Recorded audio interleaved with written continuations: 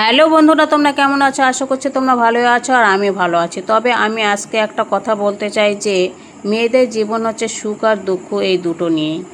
তবে যখন মেয়েদের জীবনে দুঃখ আসে তখন মানুষ বলে যে কি করবি মা, কপালে দুঃখ আছে, মানিয়ে চলতে হবে।